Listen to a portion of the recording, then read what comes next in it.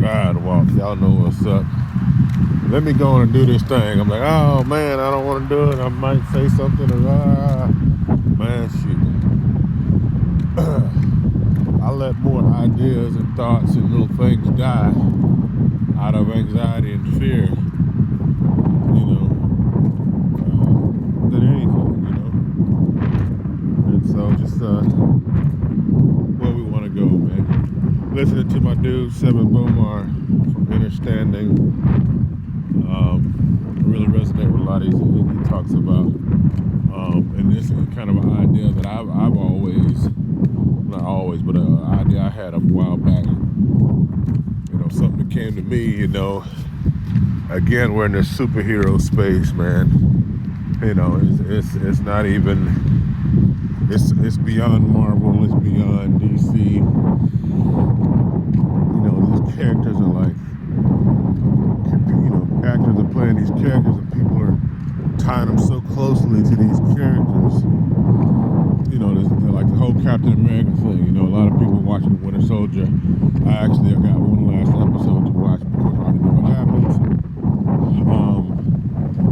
But the whole thing with the other Captain America dude, and like people was really hating on the Russell guy.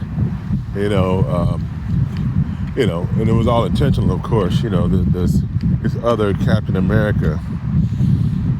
But just it was bigger than just a role. People were blurring lines, and even now, just to even show how it blurs, on Twitter, something like the Captain America went from the Chris Evans Captain America, the verified Captain America is now old dude Anthony Mackie, Sam Wilson Captain America.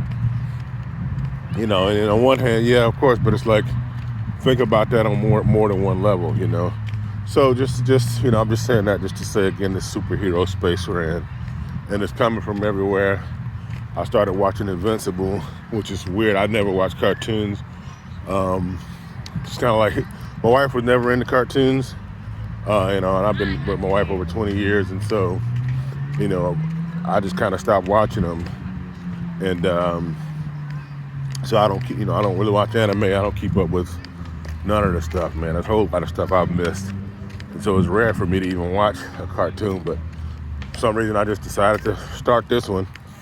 And pretty darn cool, I ain't gonna lie. I think the finale's out now. Haven't watched it yet. I heard it's trill. But anyway, just superhero space also just everywhere. But that just gets you in the mind of, again, these archetypes we're dealing with. These, what I've talked about it before, a mythology. The mythology that is superheroes. That's based on the mythology, that we all know, the Greek mythology, even more so the Egyptian mythology. Hey, buddy. What we're all familiar with that.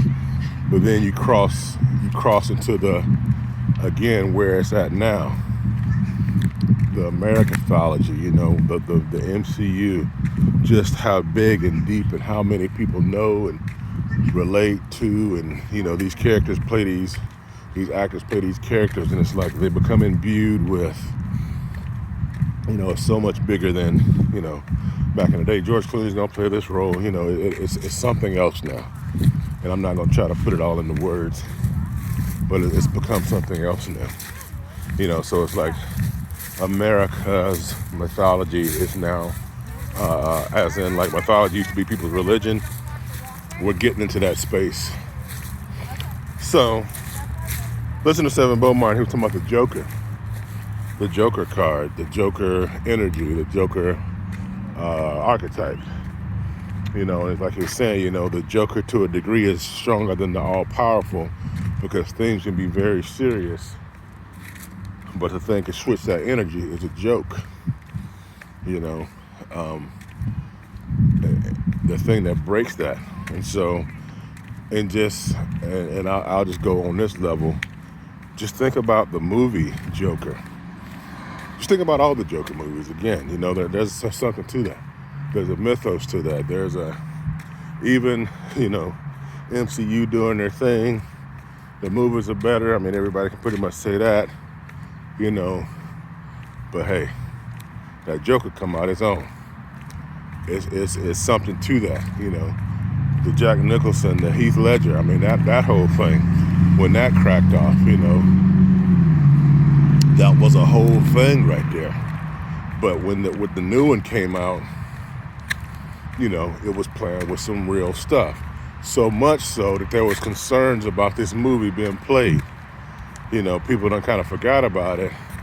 And some people, it wasn't that good, and it was just about fragile white guys. And again, people throw these labels on stuff, get all reactionary. They missed the whole doggone thing. So now, I didn't think it was that good. It was that. You can have your opinion, whatever. But man, no, that Joker movie was playing with some real stuff, folks. In case you didn't know.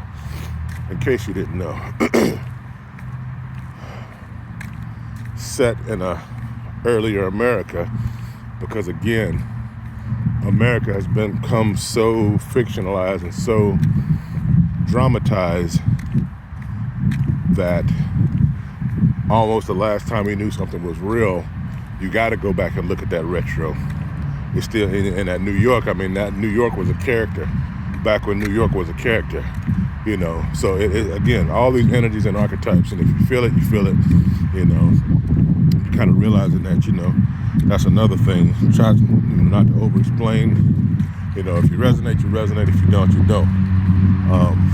So anyway, so again, that Joker, we got all these other movies coming out, making billions, doing their thing. But when that Joker hit, and that thing was telling so much truth, and that's the thing about it. And let's go ahead and keep it going.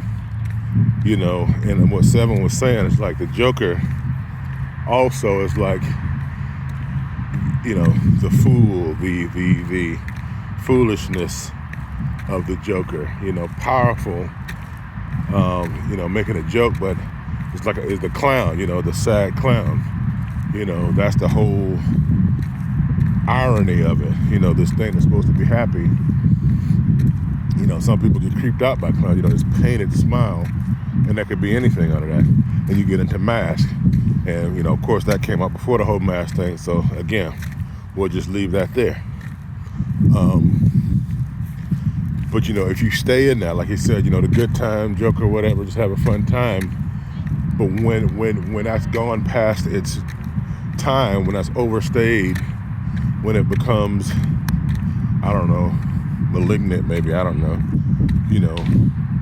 it's like I said, it's like somebody at the club, those clubbing days, but you still up in there, and it becomes a sad thing. It becomes, the smile becomes a grimace, and that's kind of what we have with our own culture, the meme culture, everything's a joke, ha,